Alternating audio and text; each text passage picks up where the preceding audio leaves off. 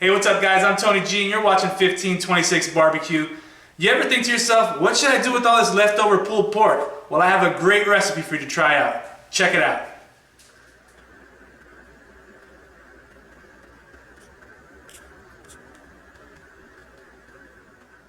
Alright, so what we're going to make today is called Tostones Rellenos, which just means stuffed tostones or stuffed plantains, right? So you're going to need to pick up a couple of these plantains. They're not bananas, they're a little bigger, a little starchier, and you want them to be green. You don't want ripe ones. These are kind of on the verge of getting ripe, so I'm going to go ahead and cook them today. Alright, so normally tostones are twice fried plantains. You'll cut them into chunks, fry it once, squish it flat, and then fry it again with a little bit of salt on top when you're done. Comes out very, very good. So to make them tostones rellenos, or stuffed tostones, instead of squishing them flat after the first fry, we're going to use two bowls and try to squish them into a bowl shape so they can hold a bunch of good stuff. Okay, the first thing you're going to want to do is peel your plátanos. To start off, you're going to cut each end off, and then with a sharp knife and a shallow pass, cut on one of the ridges of the plátano. You're trying to cut the peel and not the banana inside, so keep it shallow. Now, once you've cut the entire length of the plátano, take that same knife and very carefully wiggle it into that cut that you just made and kind of peel apart the peel from the banana. You'll notice it's going to be much more difficult than a normal banana. Now this knife is going to be sharp, so be careful, take your time. Once you've started peeling it, the rest of it should come off pretty easy with your hands. Okay, once they're peeled, the next thing to do is to cut them into small chunks. Now these chunks should be roughly the size of the bowls that you're using to squish them together. Now an alternative, if you have a lemon squeezer, you can use that instead of two bowls. We just don't have one. So now you're going to want to bring some oil up to temp. You want to be somewhere in the 325 to 350 range.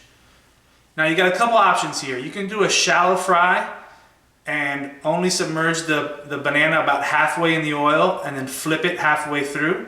Or you can fill up a tall container and fry them once. You're only going to fry for a couple minutes. You want them to have a nice kind of golden yellow color when you pull them out.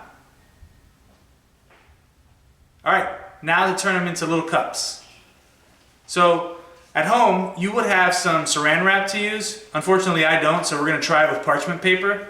But we're going to put some parchment paper down on the bottom of the bowl and then put in our once fried plátano. And then using the other bowl with some parchment paper on it, we're going to squish it together to form this nice cup shape.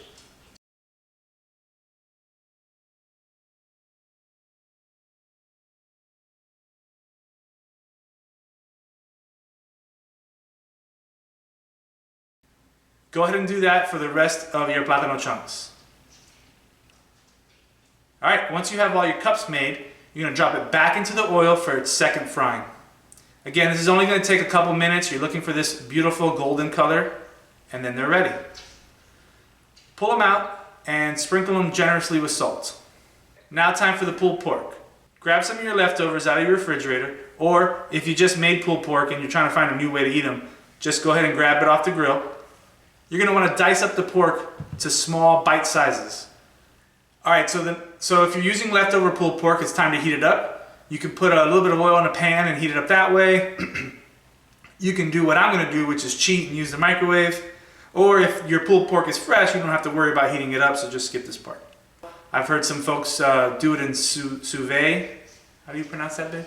Once the pulled pork is ready, go ahead and fill up your plátano cups with pulled pork. Now here's where you can get really creative. I'm going to be adding a little bit of sour cream, some barbecue sauce, and some of these spicy pickled onions that I just made. If you want a recipe for that, it should be up here, and there's also going to be a link down below in the description. But you can add whatever you want. Say you don't like spicy pickled onions, use regular pickled onions. Or maybe you want some fresh onions, just dice some up and put that on top. Whatever you think you'd like on top of your pulled pork, add it to your tostones rellenos. And it's that simple.